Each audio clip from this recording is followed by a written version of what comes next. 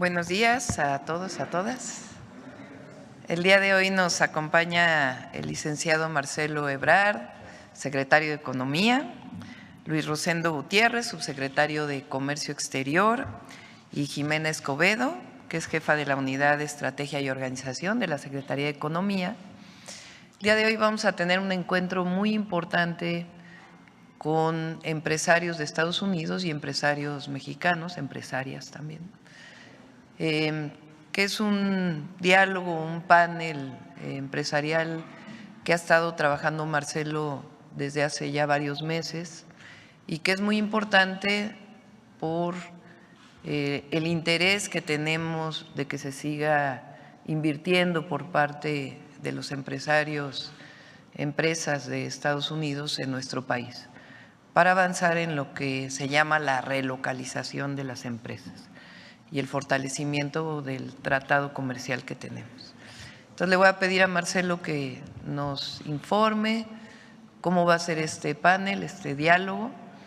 A las 12:30 después vamos a tener otra conferencia en donde se va a informar del resultado de este diálogo y es pues un evento muy, muy importante. Adelante, Marcelo.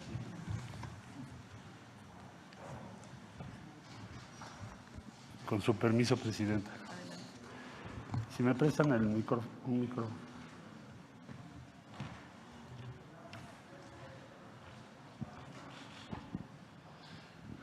Bueno, como ya lo señaló la doctora Sheinbaum, se trata de la reunión más importante que se hace cada año entre los directivos de las empresas de Estados Unidos y de México, pero también de los gobiernos, en este caso el de México, porque somos el anfitrión.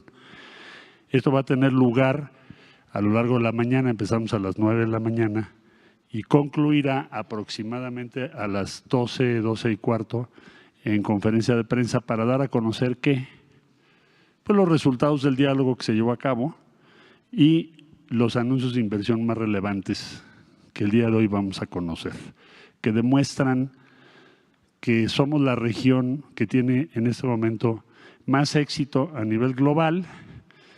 Solo tener presentes México y Estados Unidos conforman una de las regiones más prósperas del mundo. Es muy difícil que encuentren ustedes hoy en el mundo una región que tenga el nivel de intercambio que tenemos México y Estados Unidos y Canadá. Somos los principales socios comerciales el uno del otro. Nosotros le vendemos muchísimo a Estados Unidos, pero también les compramos muchísimo. Somos el principal destino ambos de exportaciones. El tratado, como ya lo dije, es uno de los más modernos, más actualizados del mundo. Nuestra región fronteriza probablemente es la más dinámica en comercio y movilidad también en todo el mundo. En promedio, de que empezamos ahorita ya llevamos más o menos 1.5 millones de dólares por minuto. Eso es lo que significa nuestra relación con los Estados Unidos ahorita. Y tenemos mecanismos de diálogo y coordinación como este que integran nuestra agenda y nos permiten avanzar. Si me pones la siguiente, gracias. Ya dije que es uno de los principales destinos de exportación. Ahora, el comercio entre México y Estados Unidos sumó en el primer semestre de este año 415,000 millones de dólares. Esto es más, casi 4.8% comparado con el mismo periodo de 2023. Se está creciendo. Crecer a un ritmo de 5% es un ritmo enorme. Entonces, si ustedes hacen ese comparativo, cada año vamos creciendo y esta vez casi 5%. Estados Unidos es el principal socio inversionista en México. Llevamos 13,800 millones de dólares al primer semestre, corte del primer semestre del 24. Esto es más o menos para darnos una idea de quiénes son nuestros socios en Estados Unidos. Entonces, el socio número 1 es Texas, que esto luego hay que avisarle al gobernador Abbott, pero es el socio principal de México. El número 2 es California y así sucesivamente Michigan, porque nos exportan granos y otras cosas. Entonces, esta es la geografía de cómo ha venido creciendo. Ven ustedes por aquí Arizona, que va a ser cada vez más grande porque aquí es donde se van a hacer los chips. Recordarán ustedes que se hizo una visita hace unos años para invitarnos a ese plan y nos ha instruido la presidenta Sheinbaum que crezca el comercio, la participación de México en todo lo que tiene que ver con microprocesadores y así va a ocurrir. Bueno, esto es para que tengan ustedes una idea de la geografía. En julio nada más del 24 exportamos 44.850 millones de dólares e importamos 20.866. O sea, imagínense el tamaño, esto nada más en julio. Y esta es la curva de cómo ha evolucionado el tratado con los Estados Unidos. Digamos, estos 19, que es cuando se concluyeron las negociaciones para el TMEC, entonces la velocidad aquí ha sido mucho mayor que la que se tuvo antes proporcionalmente. O sea, en otras palabras, ha sido un gran éxito esa negociación. Es una negociación que nos ha convenido mucho. Bueno, el CEO Dialogue quiere decir, el diálogo CEO quiere decir los directivos de las empresas. Lo organiza el sector privado cada año con el respaldo, en este caso el Gobierno de México, porque es el anfitrión. Me pidió la doctora Sheinbaum que les diéramos todo el apoyo. ¿Qué puedo yo destacar de este diálogo que va a ocurrir ahora? Es el más exitoso que ha habido en la historia.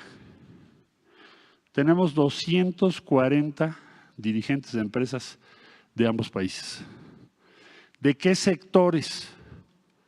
Servicios financieros, salud, energías renovables, transporte y logística, manufactura, tecnología e innovación, comunicaciones, alimentos y bebidas, infraestructura, turismo y automotriz.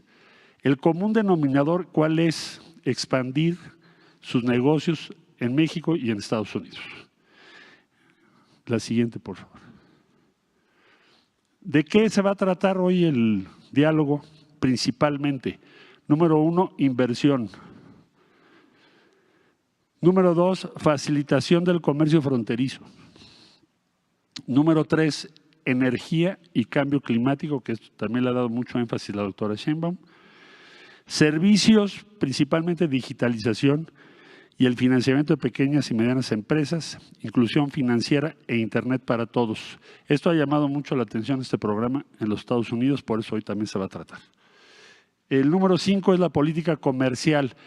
¿Cómo vamos a trabajar para hacer equipo y fortalecer el tratado que tenemos en el proceso de revisión que se inicia en 2025?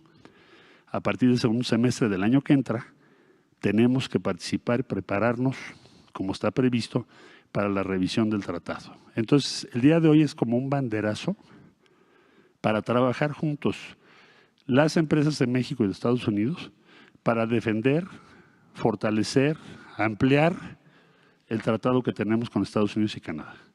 Vamos a hacer equipo. La siguiente, por favor. ¿Ya? Muy bien. Bueno, en eso concluiría yo. Solamente decir respecto al programa,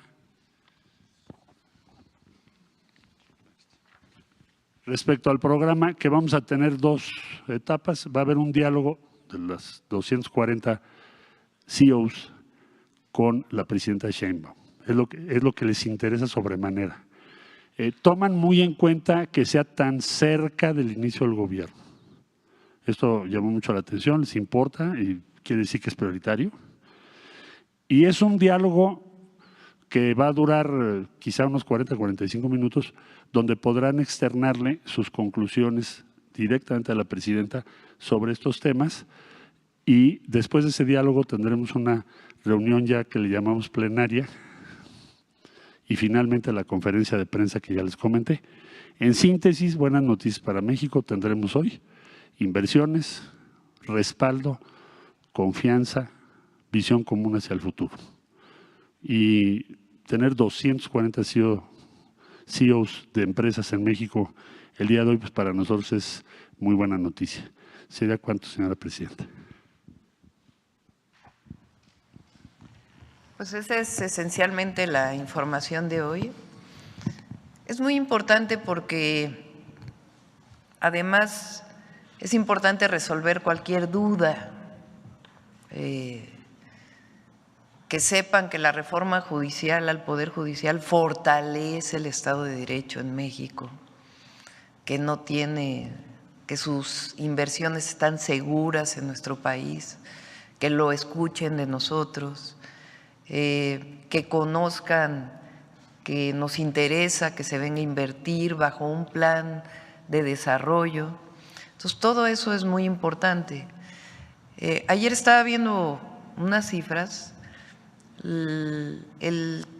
Los 3 países representan cerca del 30% del Producto Interno Bruto del mundo. Y en efecto, Estados Unidos es la economía más fuerte, pero México pasó de ser la economía número 15 a la economía número 12 del mundo. Y la relación comercial es cada vez más importante. Entonces, lo que queremos es que haya certidumbre, que haya confianza, y creo que va a ser un esfuerzo muy, muy importante para el inicio de este gobierno, y además pues esperamos que se anuncien varias inversiones. Pues este es el informe o la presentación, la información del día de hoy, y contestamos sus preguntas. Vamos con la fila de enfrente, como siempre. A ver, Carlos, si quieres primero. ¿Qué tal, doctora? Carlos Guzmán, de 4 Media Telecomunicaciones Veracruz. Pues aprovechando que está aquí el titular de Economía y también de la reforma judicial, ayer se dio a conocer una cifra interesante. De 850 lugares insaculados, se han bajado 25 juzgadores justamente de esta lista que no quieren concursar por los puestos. Entre ellos, curiosamente, usted mencionaba ayer el caso de Morelos, de un juez que dio la liberación de una persona ligada al cártel Jalisco Nueva Generación y que también obviamente pues fue la responsable de ejecutar a los 2 israelíes en Plaza Arts. Es de inicio su comentario sobre esto, doctora. Las y los jueces actuales, magistrados, ministros, tienen derecho a participar, con excepción de los que terminan sus funciones, es decir, que prácticamente ya cumplieron sus funciones. Pero todos tienen derecho a participar. No tendrían por qué decir que no participan. Más bien la invitación es a todos los jueces, a todas las personas juzgadoras, participen en la elección, porque la convocatoria va a ser muy transparente, abierta, y si consideran que cumplen bien sus funciones, que participen en la elección. Y la segunda que le quiero consultar es, ayer en el estado de Oaxaca, bueno, también la ministra Ríos Farjat daba a conocer van a hacer un exhorto por parte de la Suprema Corte de Justicia de la Nación al Congreso de Oaxaca. Ahí se está tratando el tema de equiparar la elección de Oaxaca, la elección estatal del gobernador, a la elección federal en 2030. Va a haber un periodo, obviamente, de ajuste en el cual, si no me recuerdo, van a ser 2 años que se le van a dar al próximo gobierno después del gobernador que está ahorita. Sin embargo, están tocando un tema de equidad. Están planteando, en el caso de Oaxaca, y también va a ser la recomendación de la ministra Ríos Farjat, de que se maneje el tema de equidad, de que se pueda contemplar de que si hoy toca hombre para la candidatura a la gubernatura, en la siguiente sea mujer. No sé si usted conoce el tema y si en dado caso sí lo conoce, nos puede dar un comentario, por favor. En el primer caso es… De que se va a homologar la elección. Para los tiempos. Para los tiempos, para empatarla con 2030. La segunda es que se buscaría hacer una recomendación porque a los integrantes del Poder Legislativo no se les puede ordenar, porque sería invadir poderes. No conozco en particular el tema de Oaxaca. Hay estados, por ejemplo, Aguascalientes o Quintana Roo, que sus periodos son más cortos porque, por ejemplo, en Quintana Roo en el 27 hay elección a gobernador. Entonces, el periodo de Mara será de 5 años en vez de 6 años. No sé si sea el caso de Oaxaca, pero pues ya depende de cada uno de los estados de la República, que tomen sus propias decisiones. En el 2027 va a haber, si no me equivoco, 17 gubernaturas que van a entrar elecciones. En el caso de hombre-mujer, recuerden que en el caso del Instituto Nacional Electoral se fijó una orientación, en este caso, por ejemplo, en el 2024, para que fueran más mujeres que hombres las candidatas de los partidos políticos a las gubernaturas. En este caso fueron 5 mujeres. Entonces, si lo quieren hacer en los estados, pues también es su atribución. De todas maneras, ya está considerado a nivel federal que tiene que haber paridad en la elección a gobernadores. Si son 17 gubernaturas las que van a estar en juego en el 2027, pues la mayoría tendrían que ser mujeres frente a hombres. Y ya finalmente, aunque a las 8 de la mañana hay una conferencia de medios para dar a conocer el lanzamiento y el inicio de la vacunación anti-COVID y la vacunación de influenza, si nos puede comentar algo de este tema, nos puede adelantar algo. ¿Va a ser una vacuna conjunta como se planeaba? ¿Va a ser vacuna diferenciada? ¿Cómo va a ser esta vacunación, doctora? Son 2 vacunas distintas. El doctor Kersenovich hoy en la mañana presenta la campaña de vacunación de invierno. Ya se tienen las vacunas. Esa fue una previsión del gobierno del presidente López Obrador. Y después, además, ya estamos adquiriendo las vacunas, ya una parte y la otra parte para la vacunación posterior, pero son 2 vacunas distintas. Y una parte es la vacuna patria, en el caso de COVID-19. Si quieren, vamos a esperar a la conferencia del doctor Kersenovich, él tiene toda la información. A ver, vamos por acá, adelante. Gracias, presidenta. Buenos días a todas y a todos. Nancy Flores, de la revista Contralínea. Presidenta, usted cuando tomó posesión nos dijo que no llegaba sola, que llegábamos todas. Y eso a algunas mujeres, a muchas mujeres nos estremeció, porque sabemos lo que significa y entre otras cosas significa que nos vamos a defender juntas. En ese sentido, me gustaría retomar un tema que me parece muy relevante, muy sensible, y es justamente este tema del violentador de mujeres, además cartonista del diario El Financiero, Antonio García, que recientemente difundió una imagen alterada de la senadora Andrea Chávez. Usted ya se refirió a este asunto, se solidarizó con la senadora. Sin embargo, me parece que nos sirve como ejemplo de lo que no podemos dejar pasar sin por lo menos denunciar públicamente. En este caso se trata de una violencia contra las mujeres en razón de género, y dice este cartonista que está amparado en la libertad de prensa. Eso es falso y eso lo debe de saber el pueblo de México. Y es falso porque la libertad de expresión, la libertad de prensa, el derecho humano a la información no ampara este tipo de violencias, y las mujeres tenemos derecho a una vida libre de violencia, eso nos dicen las leyes. Preguntarle, presidenta, ¿cómo podemos hacer efectiva esta lucha conjunta para defender nuestros derechos, para que no se nos mienta y sobre todo para que personas, sobre todo hombres en posición de poder, sea un poder fáctico, como en este caso a través de los medios, pues no suframos este tipo de violencias y sobre todo ellos no se sientan con la impunidad de lastimarnos y además decir que eso no es relevante, que no es tan malo o que ni siquiera es un delito, cuando a todas luces es un delito.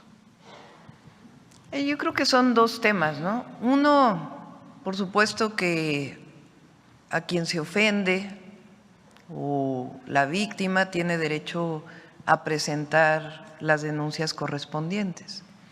En este caso entiendo que la senadora presentó denuncia por Ley Olimpia. La Ley Olimpia viene de una joven que tuvo agresión por parte de su pareja porque publicó a través de las redes sociales contenido íntimo de ella. Y a partir de ahí se tipifica la violencia digital, digamos, contra una mujer. Entonces ella tiene derecho a presentar su denuncia. Ahora, por otro lado, es la denuncia pública que hagamos de ello. Es un llamado. No puede continuar en nuestro país un esquema de violencia por el solo hecho de ser mujer. Y además vinculando con un tema de agresión física, aunque sea digital, o sea, al físico, a ella, por ser mujer. No es que sea agresión física de golpear, pero es en esencia la agresión es por ser mujer. Durante años las mujeres fuimos utilizadas y todavía en anuncios, en cosificando a la mujer, como si fuéramos un objeto sexual. Y eso no puede seguir siendo. Es un llamado, difícilmente se puede tipificar legalmente. Pero el que llegue una mujer a la presidencia es para denunciarlo. Y cuando en redes sociales se agrede a una senadora, a una mujer, utilizando su condición de mujer, más allá de, repito, de la denuncia penal o de… El problema es que no puede la sociedad permitir que eso ocurra. Porque las agresiones contra las mujeres inician así y terminan de otras maneras. Entonces, la igualdad, la no violencia tiene que ver con eso. Entonces, por supuesto que no estoy de acuerdo con que sea libertad de expresión y raya, digamos, en esa discusión. Pero no podemos permitir estas agresiones. No quiero ni siquiera pasar el gráfico que se utilizó porque es denigrante. Entonces, un llamado a este caricaturista, cartonista, monero y a otros de que esta violencia contra las mujeres no puede convertirse en algo normal. Nosotros hicimos una campaña cuando estuve de jefa delegacional en Tlalpan, en las escuelas, que decía, no es costumbre, es violencia. Porque hay comportamientos que parece que son costumbre y en realidad son comportamientos violentos. Hablábamos de un novio que le quita el celular a una novia para ver qué es lo que está escribiendo. Parece un comportamiento que pudiera parecer normal. No, es violencia, porque la mujer tiene derecho a su privacidad. Esa es mi opinión. Gracias, Presidenta. Y desde la ética, pues también decir que la ética periodística pues nos obliga a los periodistas, en este caso también a los cartonistas, pues a no violentar a las demás personas, a respetar los derechos humanos y también a no expresarnos o no difundir mensajes de odio, y en este caso pues claramente es odio en razón de género. En otro tema, Presidenta, preguntarle, usted anunció que en esta conferencia matutina se abrirá un espacio para hablar de la alimentación sana.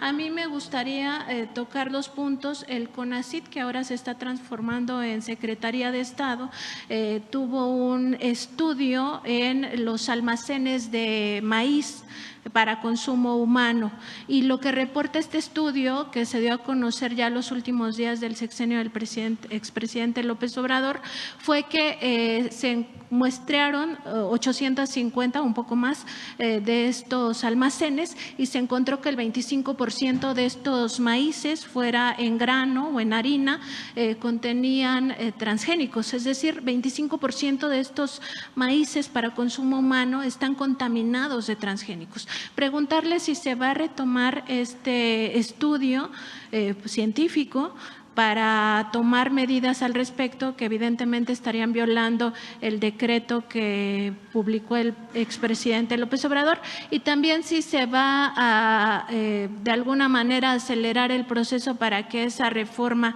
que prohíbe ya para siempre este maíz transgénico para consumo humano pues ya quede establecida como reforma. Sí, lo que dice el decreto es que la siembra de maíz blanco en México no debe ser transgénico. Ese es en esencia. Después los diputados pusieron algunos otros temas que en realidad se está revisando en la Comisión de Puntos Constitucionales. Eso se va a mantener y por supuesto los estudios. ¿Por qué es importante? Tiene dos elementos centrales y es importante también por el tema comercial, porque se importa maíz amarillo, principalmente para consumo animal. Entonces, la restricción es para el maíz blanco que se siembra en nuestro país. ¿Por qué queremos que eso ocurra? Uno, por razones de salud, que hay sus investigaciones y tiene que seguirse avanzando en esa investigación, pero también una parte fundamental, y ahí están de acuerdo todos los estudiosos de la ecología en México, independientemente de su posición, desde el doctor Sarucán hasta otros investigadores, es que nosotros tenemos que conservar nuestra biodiversidad. El maíz es una planta que el maíz no es silvestre, el maíz fue modificado por las manos de los antiguos mexicanos, mesoamericanos. Y todas las variedades de maíz que hay en nuestro país, pues es una riqueza biológica, cultural. Entonces, lo que estamos protegiendo también es la biodiversidad en México de esta planta maravillosa que es el maíz. Entonces, es la protección de la biodiversidad y los bancos genéticos que se requieran para la protección del maíz y aparte los estudios que tienen que ver con la salud. Entonces, sí es importante. El otro tema es que cuando se siembra maíz genético hay contaminación, puede llegar a haber contaminación a otros cultivos de maíz. Entonces, sí es importante que siga un proceso de seguimiento para la protección de la biodiversidad.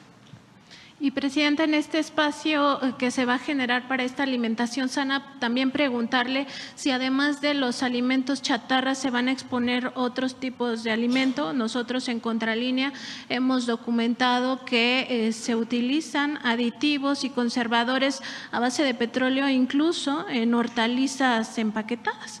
Es decir, que estos alimentos que pensamos que pueden ser sanos también pueden afectar nuestra salud. Entonces, preguntarle eso y si se va a tomar en cuenta el trabajo que se hace en la Procuraduría Federal del Consumidor para la revista del consumidor. A través de sus laboratorios científicamente se demuestra que hay alimentos que no contienen proteínas. Una cápsula que se pasó esta misma semana hablaba del atún, que no contiene las proteínas que dice y ponen marcas incluso, y la gente podría saber ya qué sí consumir y qué no consumir, pues justamente para tener una alimentación sana. Nada más eso, Presidenta, muchas gracias. Sí, una parte es lo que ya se trabajó del etiquetado, que tiene que continuar. La otra muy importante es esta publicación que se hizo el 30 de septiembre, de las normas para la alimentación en las escuelas. Ahora sí está prohibido el uso o la venta de productos procesados, la mayor parte de los productos procesados. Y hay una serie de meses para poderse ajustar. Y la otra tiene que ver con la educación, que es lo que nosotros pretendemos hacer los lunes aquí.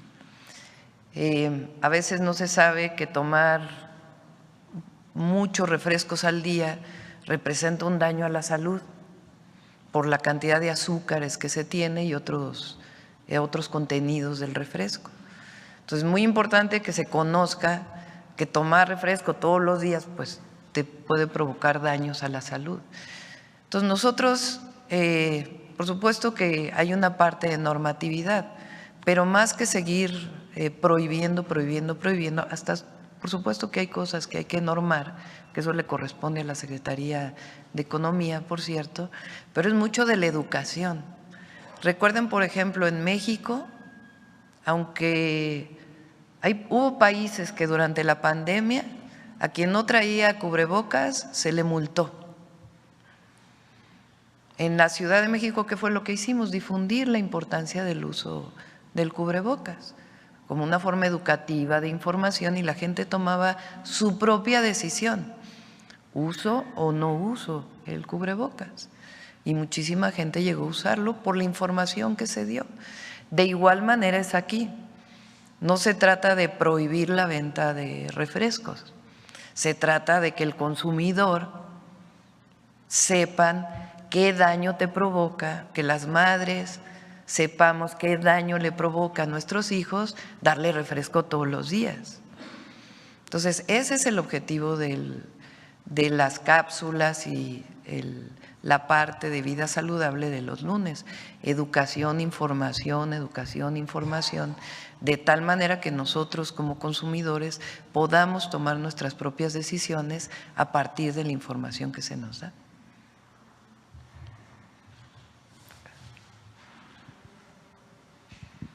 Buenos días, Presidenta. Fabiola Sánchez, de la Agencia Internacional AP. Muchas gracias por la oportunidad. Presidenta, quería comenzar por consultarle sobre los eventos ocurridos el viernes y el sábado en Nuevo Laredo, donde fallecieron una enfermera, una niña de 8 años y un joven. Los padres y los familiares y una ONG han denunciado que presuntamente estarían implicados elementos del Ejército y de la Guardia Nacional en esos hechos. Por favor, quisiera, si usted nos podía informar qué se ha avanzado, qué informaciones tiene usted que nos pueda dar sobre las investigaciones, si hay personas detenidas y si ciertamente hay elementos del Ejército y la Guardia Nacional implicados en esa situación. Al parecer fue un enfrentamiento entre delincuentes y los elementos de la Guardia y del Ejército y sucedió estos hechos. ¿Qué nos puede adelantar eso como primera consulta, por favor? Son dos casos, los dos en Nuevo Laredo, pero son dos episodios distintos. Un episodio en donde fallece un elemento del Ejército y también fallece una civil, una enfermera. Y sí tiene que ver con delincuentes que disparan a una camioneta del Ejército.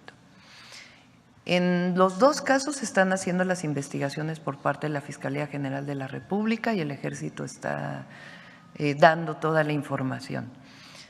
Ese es un caso. El otro caso es un caso similar, pero con la Guardia Nacional, en donde hay una agresión a la Guardia Nacional y la Guardia Nacional responde, y también ahí hay 2 civiles fallecidas, entre ellos una niña.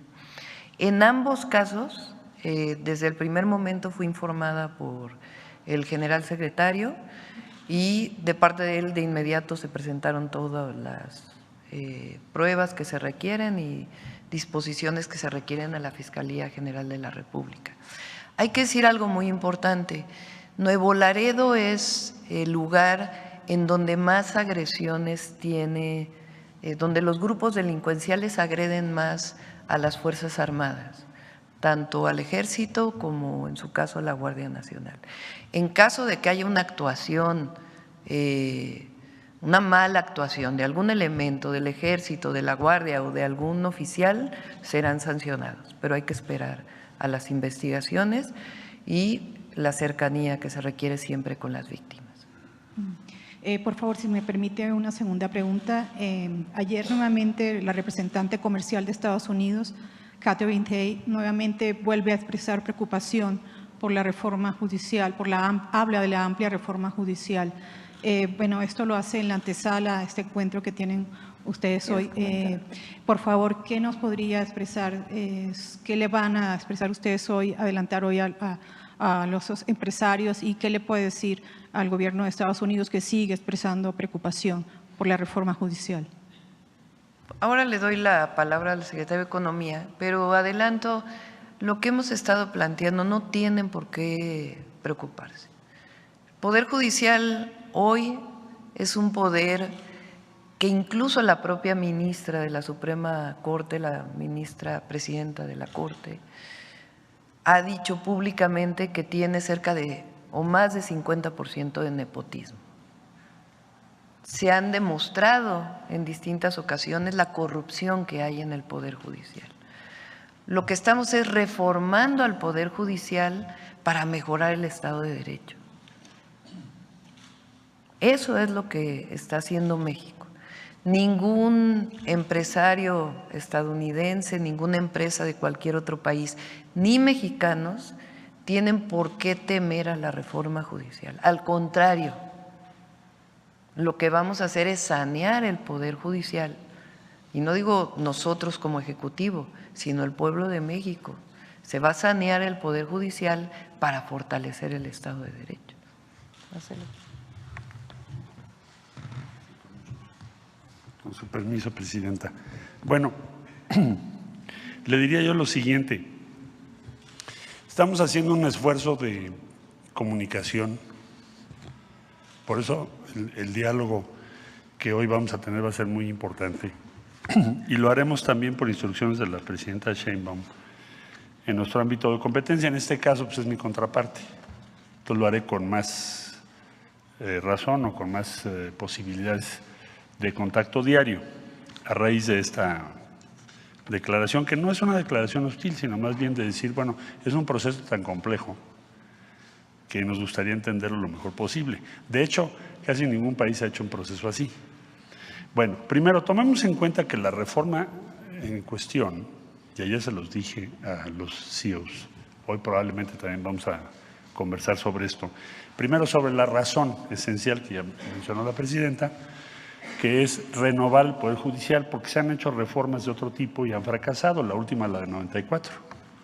94 se suspendió a los ministros de la Corte, se redujo el número, etcétera, lo que ustedes ya conocen. Y el caso es que 30 años después, pues hay familismo, corrupción, dicho por los propios ministros de la Corte. Nadie cuestiona esa información. Entonces, la forma que se eligió para resolver ese asunto fue consultar al pueblo y esencialmente, pues dos tradiciones norteamericanas. El país que más elige jueces históricamente ha sido Estados Unidos, como lo ha dicho la doctora Sheinbaum. Ayer también se los comentaba yo. Inclusive, en Estados Unidos hay diferentes formas de elección, hay elección partidaria. El Partido Demócrata saca su lista, el Partido Republicano saca la suya. A nadie se le ocurriría, después de una centuria de eso, poner en tela de juicio el proceso de elección de los jueces. Eso no cuestiona ni la democracia ni los resultados de la idoneidad de los jueces o las jueces. Bueno, entonces vamos a hacer un esfuerzo de explicación, de compartirles por qué, cuáles son las razones. También se hizo ya un documento en inglés que hoy se los voy a entregar a los CEOs y a los representantes del gobierno de Estados Unidos que están aquí. Pero en esencia es un cambio muy importante, muy relevante y va a salir bien. México va a hacer bien este proceso. Vamos a tener éxito. Se va a renovar el Poder Judicial. Y concluyo diciendo lo siguiente. Yo les decía ayer en la cena, bueno, si no se estuviese haciendo esta reforma, ustedes me preguntarían, oigan, ¿por qué no reforman el Poder Judicial si tienen mayoría calificada?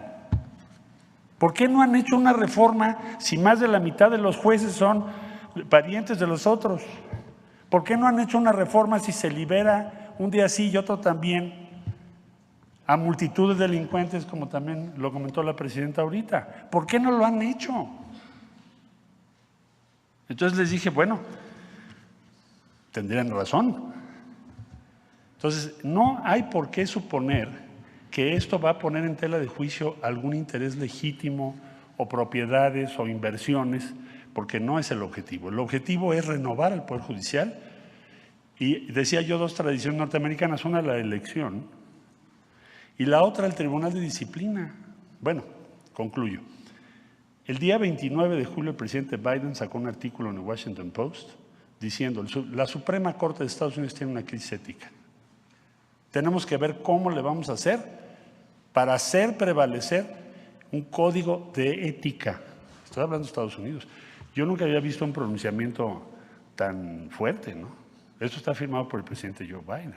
29 de julio de Washington Post. Se los recomiendo. Ayer inclusive se los compartí a los hijos. La forma mexicana, la vía mexicana para resolver esa crisis de ética que también tenemos aquí en nuestro Poder Judicial es la que ya se aprobó por el pueblo de México. Y en Estados Unidos, pues ustedes resolverán cuál será. Pero no se deberían de extrañar de que elijamos jueces cuando ustedes llevan más de 100 años. Sería tanto como decir que allá es bueno y aquí es malo. Me dijeron, bueno, pues sí tienes razón. Digo, ustedes que están aquí en la cena, ¿cuántas veces han votado por los jueces? Todos. ¿Y por qué allá es bueno y aquí es malo?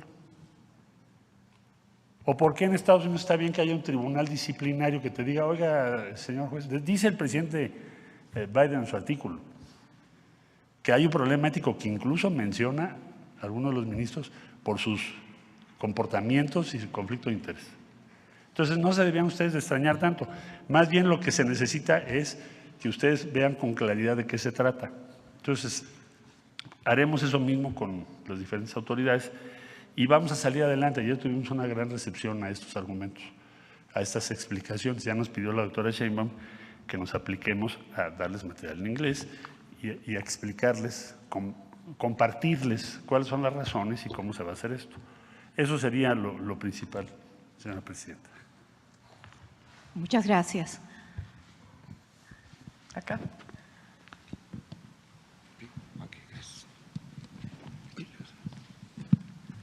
Gracias, presidenta. Estoy un poco nervioso porque no me había tocado en mucho tiempo. Juan Bautista, de Voces del Periodista. El día de ayer usted puso de ejemplo las inversiones que podrían realizarse, sobre todo en Cancún, a propósito de un crucero. Yo quisiera preguntarle, en esta reunión de alto nivel, si está considerada las áreas de vivienda, por ejemplo, que ayer también expuso de manera muy explícita, el tema del tren, sobre todo la parte hacia el norte del país, y en la parte también de la educación, si podría haber inversión en esos sectores con los inversionistas estadounidenses. Digamos que el sector de la vivienda es muy fuerte.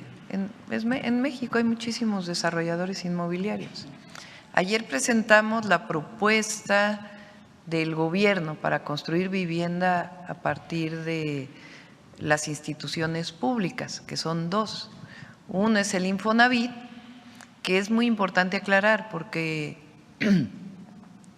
el que Infonavit vaya a tener una empresa constructora no quiere decir que ahora ya no van a poder construir los desarrolladores privados, nada que ver, porque además van a seguir habiendo créditos para el Infonavit. Este es adicional a lo que de por sí ya se hace. Entonces, hay mucha oportunidad para el desarrollo de vivienda privada. Y la otra parte, esa sí es la Comisión Nacional de Vivienda. Ahí en particular es desarrollo de vivienda para personas de escasos recursos, con un esquema propio. Y la inversión privada en México para vivienda pues es muy importante y va a seguir. Lo que queremos es que haya acceso a la vivienda barata, digamos, que podamos acceder a una vivienda de $1 millón, que hoy es muy difícil en muchos lugares del país, o a una vivienda incluso de 700,000 pesos para personas de escasos recursos. Eso es lo que queremos, que se vea el acceso a la vivienda, el acceso a un techo como un derecho, no solamente como el propio desarrollo inmobiliario que existe en México y que debe seguir existiendo. En el caso de la educación es lo mismo. La educación particular pues está permitida y va a seguir, y qué bueno que exista. ¿Qué obligación tenemos como gobierno? Pues que todos tengamos acceso a la educación, desde la educación inicial hasta el posgrado, que las universidades públicas, que las escuelas públicas tengan suficientes espacios y sean de calidad y permitan que los jóvenes no salgan de la escuela, sino que permanezcan, y eso significa ver a la educación como un derecho. Y además está pues la educación particular, que es para aquellos que pueden pagar la educación particular. En caso de la parte ferroviaria, si va a haber inversión ahí. La mayor parte de la inversión ferroviaria que vamos a hacer ahora es pública. Hoy está concesionada la carga, el transporte de carga de mercancías por tren. Esas concesiones se respetan. Incluso tiene la obligación Andrés Layuz, que es el responsable de la Agencia de Regulación Ferroviaria, que se amplíe, que haya todavía más transporte de carga por tren. ¿Por qué queremos que sea así? Porque es mucho más eficiente transportar mercancía por tren que por tractocamión. Entonces, en la medida que se fortalezca el transporte de carga por tren y además el transporte de pasajeros, pues es transporte mucho más eficiente, ayuda a disminuir emisiones y además genera desarrollo regional. Uno de los proyectos que tenemos, que vamos a presentar y que está desarrollando el secretario de Economía, es que así como el presidente López Obrador hizo 12 polos de bienestar en el sur-sureste, el objetivo es crear más polos de desarrollo en todo el país, con facilidades, con incentivos que permitan potenciar la producción nacional, tanto en términos del tratado como para el propio consumo en nuestro país, que produzcamos más de lo que consumimos. Entonces, es un proyecto muy ambicioso que lo está desarrollando Secretaría de Economía en conjunto con otras secretarías, y el tren y otras obras de infraestructura pues permiten que esto sea posible. Si me permite otra pregunta, esta tiene que ver con el rescate al patrimonio cultural. Desde hace más de 6 años, en la revista Voces del Periodista, le dimos seguimiento al tema del rescate al Centro Scop, donde están los grandes murales de Chávez Morado y de Juan O'Gorman. Esos murales, que son alrededor de 4.200 metros cuadrados, sería como en 3 o 4 ocasiones la Biblioteca Central con esa manufactura. Se llama el mosaico mexicano, que es la aportación de los muralistas que lo llevan a la piedra al mundo. Eso se iba a privatizar en tiempos del PRIismo, entonces un grupo de ciudadanos académicos, entre ellos la maestra Laura González Matute, la maestra Guillermina, que son investigadoras del IMBA, personal también especializado, estudiantes y sobre todo los vecinos de la unidad Narvarte se dieron a la tarea de meter documentos, de hacer manifestaciones y de meter escritos que recibió incluso el presidente. Aquí traigo la copia, el expresidente Andrés Manuel, cuando fue presidente electo el 18 de octubre de ese año. Incluso también participó aquí el licenciado José Alfonso Suárez del Real, cuando fue secretario de Cultura, que se le entregó un documento para que eso se afianzara. Hoy, finalmente, el 16 de octubre del año pasado, se consigue el decreto. Entonces, eso es un muy buen punto. Pero hoy, pues, se da un paso y se tienen otros temas. En este caso, la unidad habitacional tiene más de 70 años de estar ahí y la infraestructura realmente se está carcomiendo. Lo que es la parte del desagüe y la parte de los servicios de agua potable están en pésimas condiciones. Entonces, hoy se va a rescatar un centro cultural, se va a hacer una utopía, digamos, va a ser de primer mundo, pero se sigue teniendo una unidad con un déficit en su parte de su infraestructura. Entonces, los vecinos mandan esa solicitud de si pudiera echarle un ojito, Presidenta, a ese proyecto para complementar con un presupuesto que hace falta para la unidad habitacional en cuanto a su infraestructura. Es cuanto, señora Presidenta. Sí, lo gracias. revisamos con la jefa de gobierno, con Clara. Gracias. Con gusto.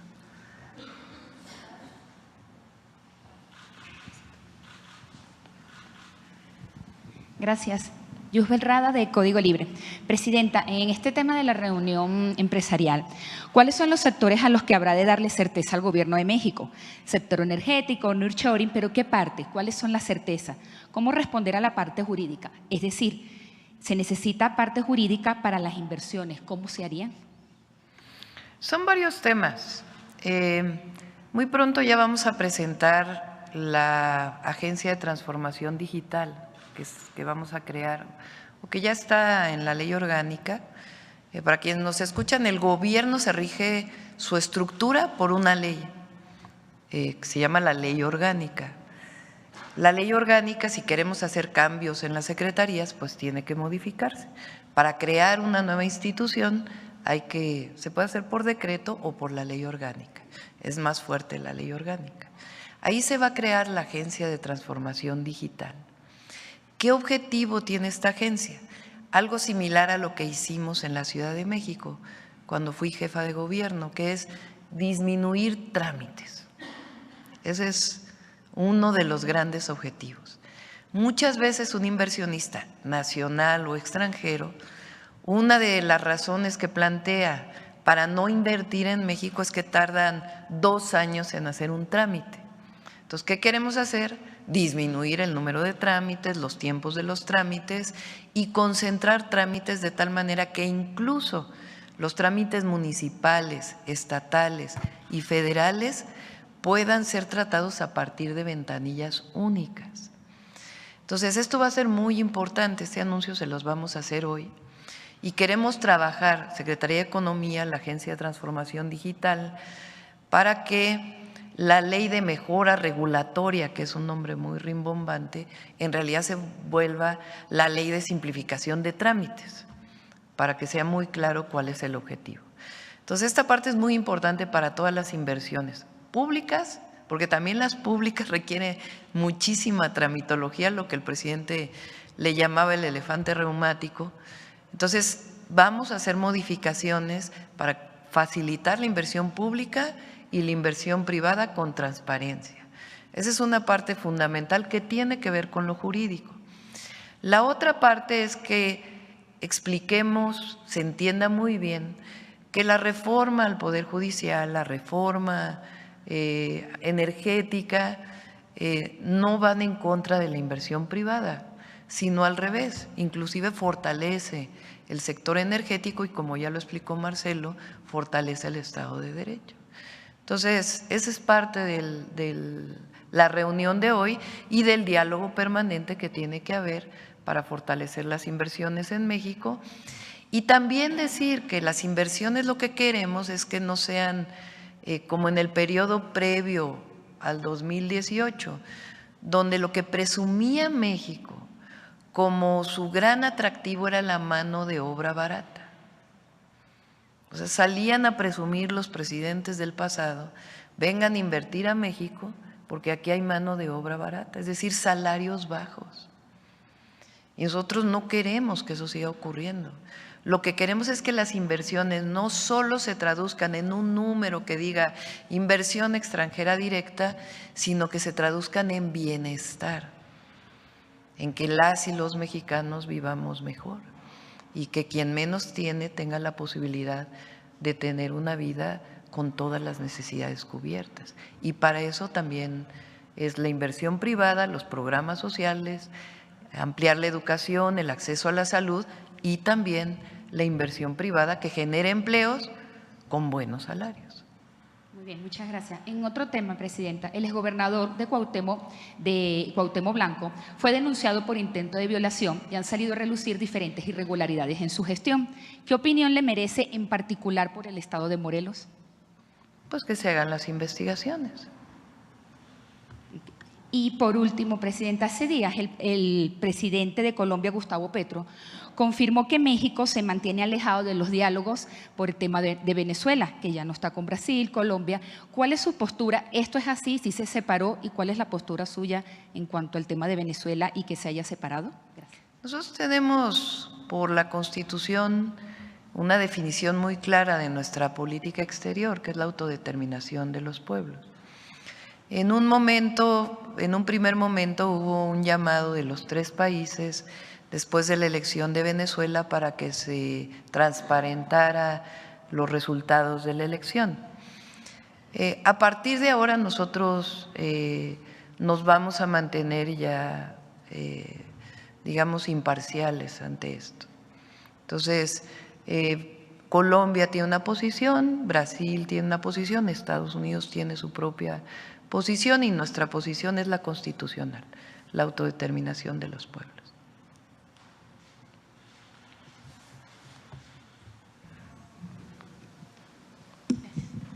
Buenos días a todos, a todas. Soy Olivia Vázquez de Infobae México. Doctora, una pregunta. Después de tanto posponerla, mañana se le dicta por fin la sentencia a Genaro García Luna. ¿Qué opinión le merece el hecho de que su defensa haya dicho que el exsecretario de Seguridad quiere vestir de civil en la audiencia de la sentencia y además que quiere hablar con los que estén presentes mañana? ¿Qué quiere qué, perdón? Genaro García Luna pidió mañana vestir de civil en la audiencia para… ¿A vestir de civil? Y quiere además hablar con las ¿no? personas. Sí, vestir como civil, no con el uniforme. Ah, no como reo, sino como civil. Bueno, pues es su derecho, ¿no? O sea, lo que es claro son todas las pruebas que se presentaron. El gran tema aquí, el tema de fondo, es cómo alguien, incluso que fue premiado por instancias de Estados Unidos, que el expresidente Calderón hablaba maravillas de su secretario de Seguridad, hoy está preso en Estados Unidos porque se demuestra que estaba vinculado con el narcotráfico. Es el tema central, que una guerra contra el narco estuvo a cargo de un personaje que hoy se sabe que estaba vinculado con el narcotráfico. Ese es el tema central, más allá de si va vestido de una u otra forma. Y por otro lado, hoy a las 11 de la mañana, trabajadores de los estados en donde los servicios de salud ya fueron federalizados planean reunirse afuera del IMSS Bienestar. Nosotros hemos dado seguimiento a estas demandas porque ellos acusan que las condiciones generales de trabajo del IMSS Bienestar apuntan hacia una reforma laboral. Ellos han mencionado que algunos están trabajando, aunque ya estén basificados, como si fueran trabajadores por honorarios, no tienen todos estos beneficios de ley, y de hecho ellos ya mandaron una carta al doctor Sbarch para reunirse con él. ¿Usted tiene conocimiento de este documento que le enviaron o si se planea hacer alguna mesa de trabajo con los trabajadores de salud, que en concreto es la Asamblea Nacional de Trabajadores de la Salud, los que planean hoy reunir, hacer un plantón afuera del IMSS Bienestar, y de hecho a las 12 también quieren ofrecer una conferencia de prensa? No sé exactamente a qué se refieren los trabajadores. La facilidad que se dio con el IMSS Bienestar es que pudieran seguir perteneciendo incluso a su sindicato. O sea, ellos pueden elegir a qué sindicato pertenecen. Ellos son parte del apartado B porque son trabajadores del Estado.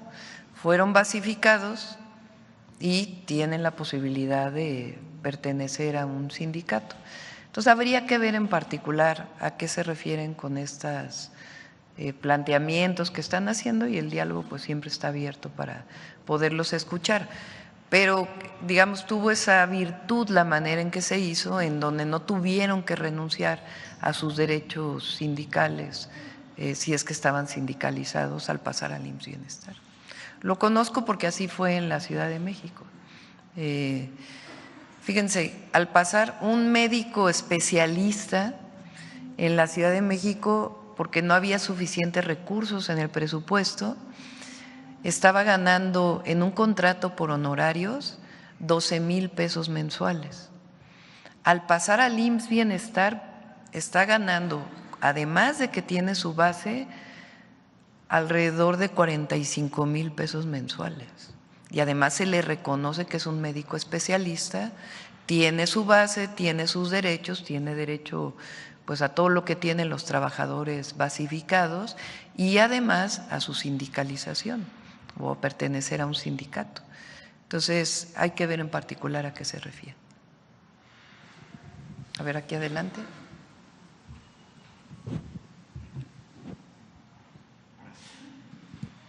¿Qué tal, Presidenta Sheinbaum? Muy buenos días y un honor. Mi nombre es Santiago de Llano Nieves, de Ecos Media México, medio de comunicación independiente y alternativo, y de Luces del Siglo. Bueno, mi primera pregunta iría en torno a…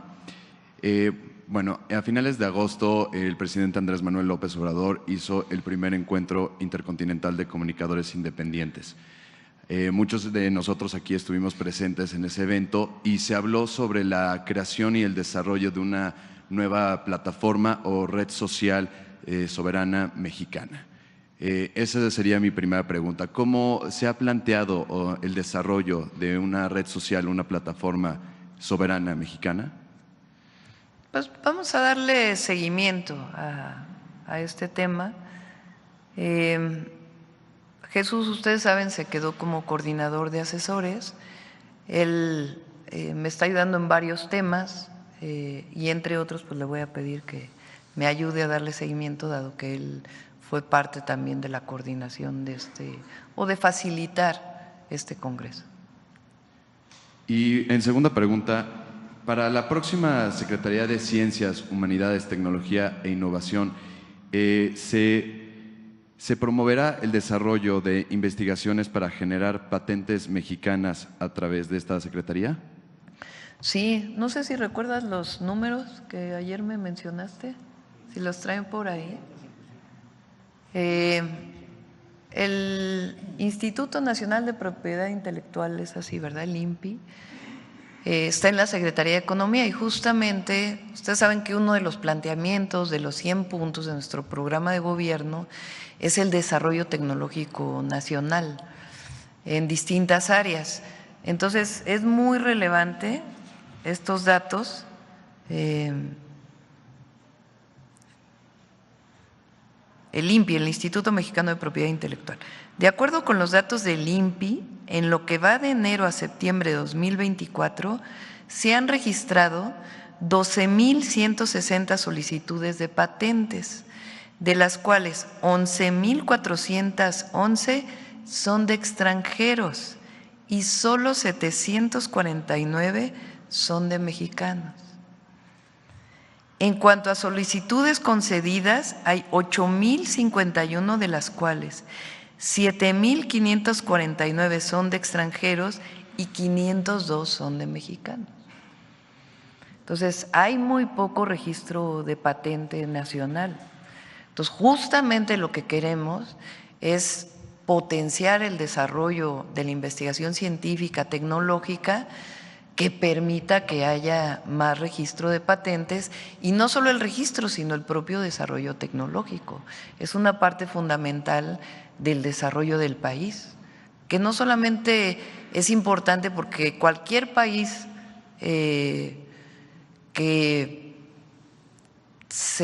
presuma, digamos, de su desarrollo no solamente tiene que ver con bienestar, disminución de la pobreza, disminución de las desigualdades, el Producto Interno Bruto, la inversión extranjera directa y todos los indicadores macroeconómicos, sino también tiene que ver con el desarrollo científico y tecnológico.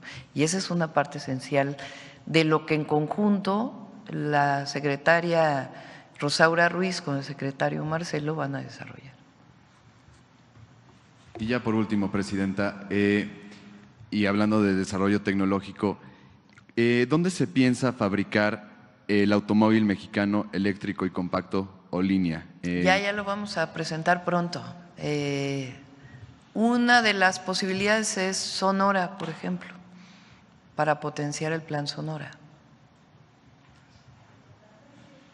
Vamos a acabar aquí adelante y luego el tiempo que nos quede. Presidenta, ¿cómo está? Buenos días. Buenos Luis días. Ángel Marín, de la cadena de estaciones Radio Resultados, con estaciones de todo el país.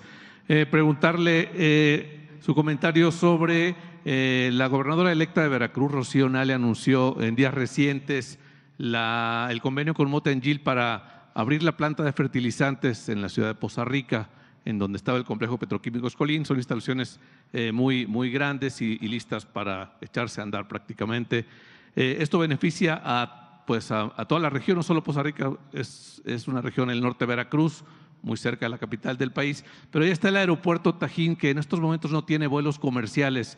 No sé si por parte de su gobierno tengan pensado echar a andar ese aeropuerto, a lo mejor con Mexicana, o cómo apoyar que este proyecto se pueda concretar y todavía beneficiar más a esta región. Sería mi primera pregunta. Sí, el proyecto de la planta de fertilizantes viene como uno de los proyectos que desarrolló el presidente López Obrador.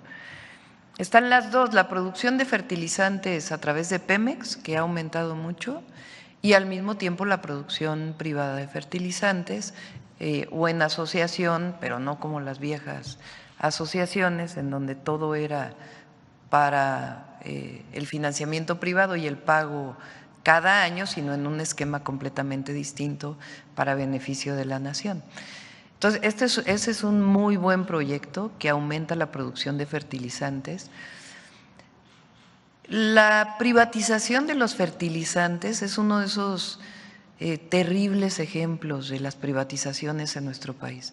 Se privatiza la producción de fertilizantes y pocos años después desaparece la producción de fertilizantes. Es como la de los ferrocarriles de pasajeros, que se privatizó y después desaparecieron los ferrocarriles de pasajeros.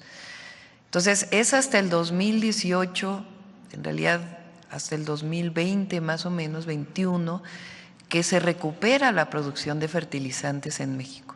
Y nosotros vamos a seguir potenciándolo, tanto de la petroquímica como la producción de fertilizantes. Entonces, un muy buen proyecto, qué bueno que Rocío aprovechó para anunciarlo. Y revisamos lo del aeropuerto, no lo tenemos ahora en el próximo año vamos a iniciar con el aeropuerto de Tamuín en la Huasteca Potosina. Este es un proyecto que lo quería hacer el presidente López Obrador, se retrasó porque no se tenía la propiedad de la tierra, se compró, ya se tiene y ahora pues nos va a tocar desarrollarlo para el desarrollo de esa zona riquísima en recursos naturales y turística de nuestro país y que hoy pues no tiene esa posibilidad. Y revisamos el del Tajín. Sí, el aeropuerto pues ya está ahí, solo no se usa, es lo que tiene. En otro tema, fíjese que el mes pasado una estudiante veracruzana de Papantla, precisamente, Ángela Olazarán, fue seleccionada entre más de 11,000 estudiantes con el Global Student Prize 2024. Ella es egresada del CONALEP, ahora estudia en la universidad, pero es mexicana, es mujer, egresada con CONALEP. Su comentario sobre esto y si su gobierno, pues no sé, le haría algún reconocimiento o usted la saludaría. Sí, claro que sí. Me comentó hace unos días Paulina, la vamos a buscar y muchísimas felicidades.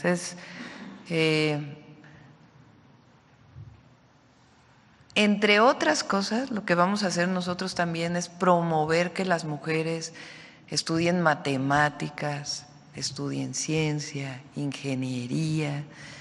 Durante años se nos dijo que las mujeres no eran profesiones que nosotros pudiéramos tener o pudiéramos desarrollarnos, y el fortalecimiento de la mujer en la sociedad y en acabar con cualquier forma de discriminación, de prejuicios, tiene que ver justamente con impulsar que las mujeres participen en estas actividades, en estas profesiones. La astronauta mexicana pues es un gran ejemplo, y el que ella vaya por México dando pláticas, conferencias a las niñas, a los niños, pues imagínense cómo se le abre el panorama a una niña mexicana. Entonces lo mismo, pues felicitarla y la vamos a buscar. Mi última pregunta, Presidenta, con respecto al anuncio que se hizo ayer de la construcción del 1,000,000 de casas, la CEMIC ya manifestó algún tema, pero yo creo que esto ustedes tengan contemplado cómo pueda beneficiarse las regiones donde se van a hacer las casas en la derrama económica, no sé, en la compra de materiales o en la contratación de personal local. Con respecto a la empresa constructora que haría las casas por parte de su gobierno, no sé si tendrían subcontratación, no sé, de albañiles, electricistas, pintores, y la compra de los materiales en las regiones donde se construían las casas para fomentar el desarrollo económico de los pequeños comerciantes, ¿no? Gracias, sería todo. Sí, gracias. La construcción es el sector de la economía que más empleos indirectos genera, o de los sectores de la economía que más empleos indirectos genera. Y la construcción de vivienda todavía más. Se estima que en la construcción de vivienda son alrededor de 4 o 5 trabajadores por vivienda, y el indirecto es el doble. Entonces, evidentemente, la construcción de 1,000,000 de viviendas, pues lo que va a generar, ayer Edna hablaba de cerca de 9.6 millones de empleos que se van a generar. Y evidentemente pues son empleos locales y de trabajadores de la construcción, muchos de ellos, pero también de profesionistas, ingenieros, toda la proveeduría que tiene que ver con materiales, pues genera todavía mucho más empleos. Y son empleos locales, evidentemente, los que se tienen que generar. En el sureste, por ejemplo, que la construcción del Tren Maya, de la refinería generó tantos empleos, ¿qué va a sustituir, digamos, estos empleos? La construcción de vivienda. Va a permitir que el sureste siga creciendo en empleo porque estamos destinando pues casi el doble de las viviendas en el sur sureste que en otras regiones del país.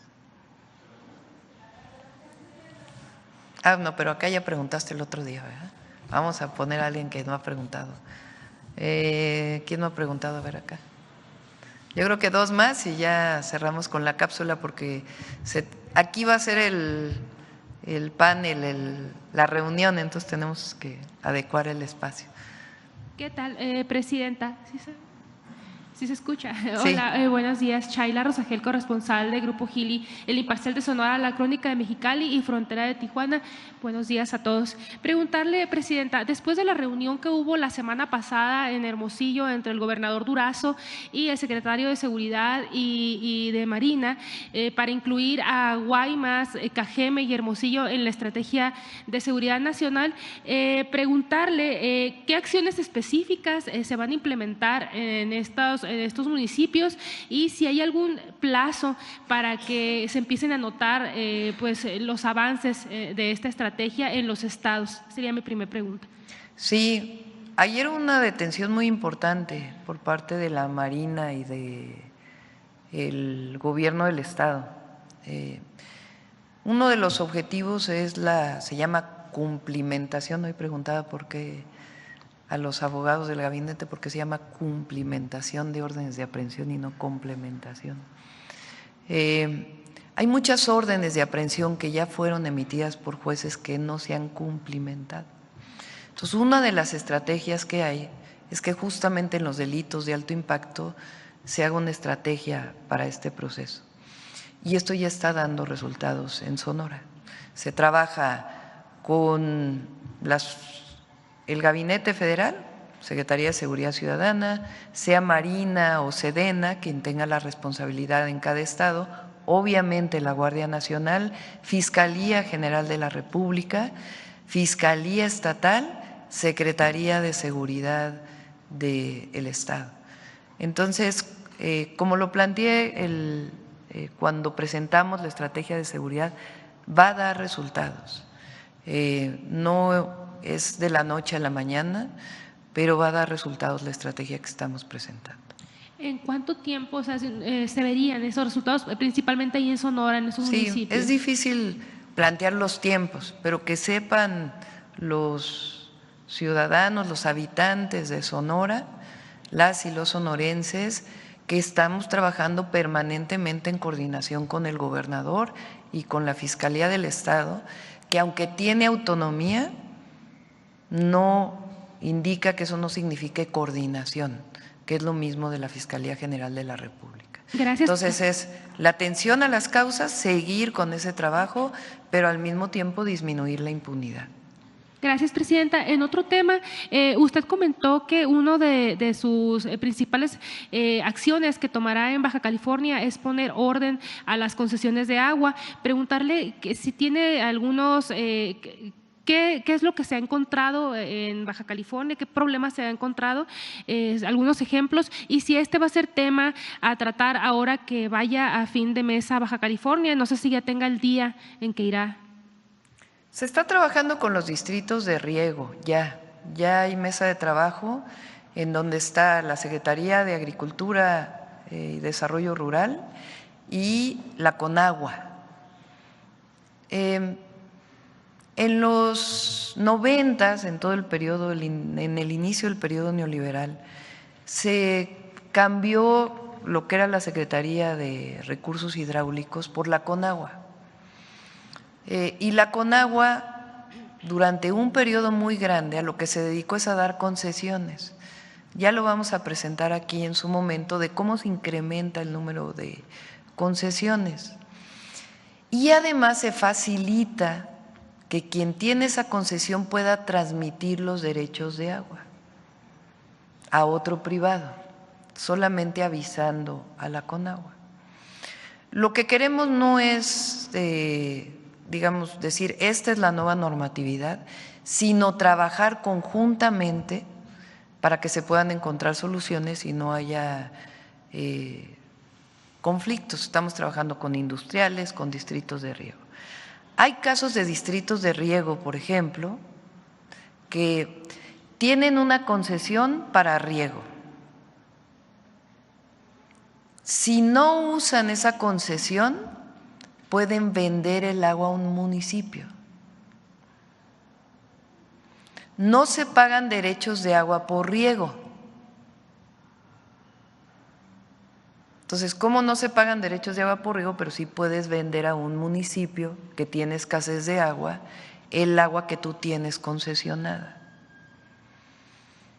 Entonces, son distorsiones que se han venido generando en todo este periodo, donde además hay varias bases de datos de concesiones de agua. Entonces, lo que queremos es un gran acuerdo de agua, de protección hídrica, de sustentabilidad hídrica, donde todos participemos y que de ahí surjan también las modificaciones legales que tenemos que hacer. Pero tenemos que resolver que esta, digamos, distorsión que se ha venido generando, que no es justa, y al mismo tiempo, pues que estén de acuerdo quienes hoy están haciendo eso a través de un esquema completamente distinto.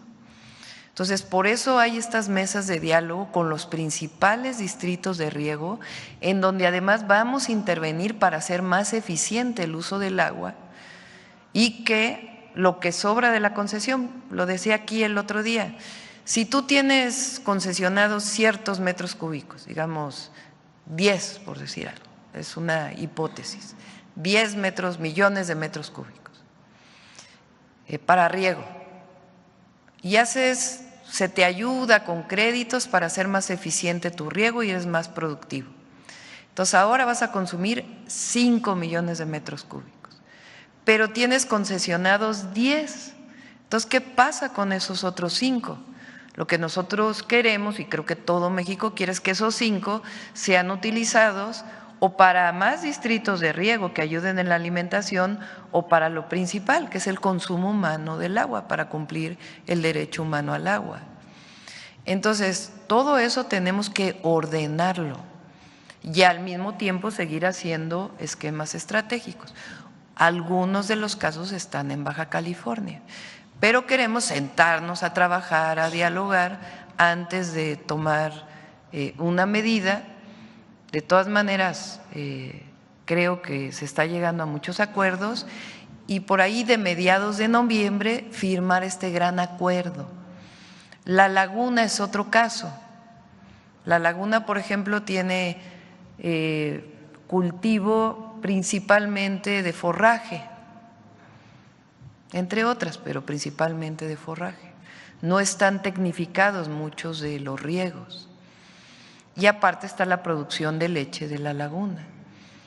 Entonces, ¿cómo podemos poner a todos de acuerdo en la laguna para que hagamos un programa eficiente del agua que nos permita que las poblaciones tengan acceso saludable al agua o al consumo humano saludable y al mismo tiempo pueda seguir las actividades productivas, incluso con mayor productividad? Ese es el trabajo fundamental que están haciendo hoy la Conagua con la Secretaría con la SADER, entre otras de los temas que tiene. Verá este tema su próxima visita a Baja California, Presidenta, y preguntarle si ya tiene el día. ¿Cuándo va a ir para allá? Sí, vamos a ir el próximo fin de semana, creo que el sábado.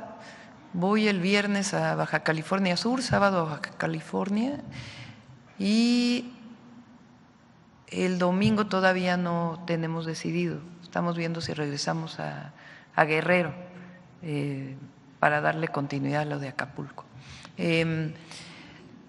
Todavía no vamos a tratar el tema del agua. Estamos viendo los compromisos específicos. O sea, sí vamos a hacer un programa integral para resolver el tema del abasto de agua, particularmente para Tijuana, el uso más eficiente del agua en Valle de Guadalupe, varios proyectos que hay también de proyectos estratégicos. Entonces, todavía no queremos anunciarlos hasta que no tengamos claridad de cuáles son esos proyectos, que no nos vamos a demorar mucho, y el avance de los proyectos que ya están, Otay 2, el viaducto y otros proyectos que hay en Baja California hoy, en particular en Tijuana. Gracias, presidente. Ya por último, presidenta. Punta Coloneta, hay una inversión privada ahí muy importante para el desarrollo del puerto. Gracias. Preguntarle si ya se cerró el diálogo que ha pedido el INAI con el gobierno federal, pues tras esta propuesta de su desaparición, y también preguntarle, pues, si se desaparece el INAI, preguntar cómo se va a garantizar este derecho a la información y a la protección de datos. ¿Cuál será el mecanismo a través del cual los ciudadanos vamos a ejercer estos derechos? Si habrá un mecanismo especializado y que tenga autonomía para no ser juez y parte en la entrega de la información, sobre todo porque actualmente existe la Plataforma Nacional de Transparencia, pues, que es el INAI quien se encarga de ella. Entonces, al desaparecer el INAI, pues desaparecería esta plataforma. Entonces, preguntarle a través de qué mecanismo se va a realizar este ejercicio, las solicitudes de información, a través de cuál los sujetos obligados pues van a contestar pues las solicitudes como se hace ahora, ¿no? Basado en la Ley Nacional de Transparencia. ¿Cómo va a funcionar ahora, presidenta? Sería todo. Vamos a invitar a Raquel Buenrostro. La Secretaría de la Función Pública se transforma en Secretaría Anticorrupción y de Buen Gobierno.